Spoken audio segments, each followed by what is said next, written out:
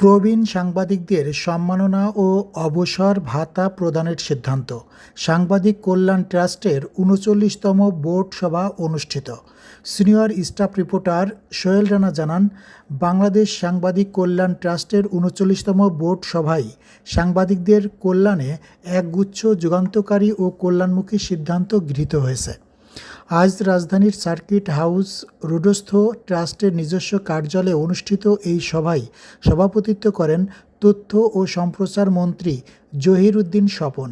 সভার শুরুতে তথ্য ও সম্প্রচার মন্ত্রী জহিরুদ্দিন স্বপন এবং প্রতিমন্ত্রী ইয়াসের খান চৌধুরী কল্যাণ ট্রাস্টের কার্যালয়ে উপস্থিত হলে তাদেরকে ফুলেল শুভেচ্ছায় স্বাগত জানান ট্রাস্টের ব্যবস্থাপনা পরিচালক মোহাম্মদ আবদুল্লাহ।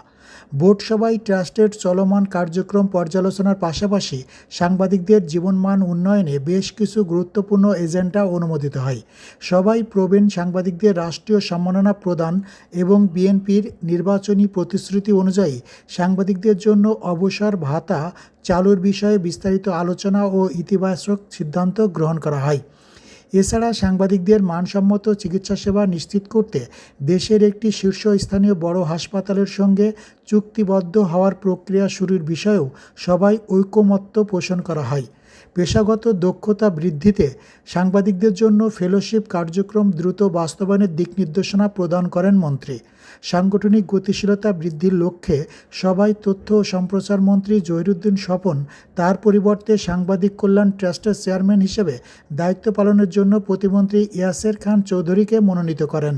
বোর্ড সভা শেষে এক অনাড়ম্বর অনুষ্ঠানের মাধ্যমে সাংবাদিক পরিবারের ৪০২ জন মেধাবী সন্তানের হাতে বৃত্তির চেক তুলে দিয়ে এই কার্যক্রমের আনুষ্ঠানিক উদ্বোধন করেন মন্ত্রী ও প্রতিমন্ত্রী।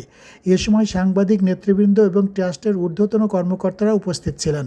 উক্ত সভায় সংশ্লিষ্টরা আশাবাদ ব্যক্ত করেন, এইসব নতুন উদ্যোগ বাস্তবায়িত হলে দেশের সাংবাদিক সমাজের দীর্ঘদিনের প্রত্যাশা পূরণ হবে এবং তাদের সামাজিক ও অর্থনৈতিক নিরাপত্তা আরও সুসংহত হবে।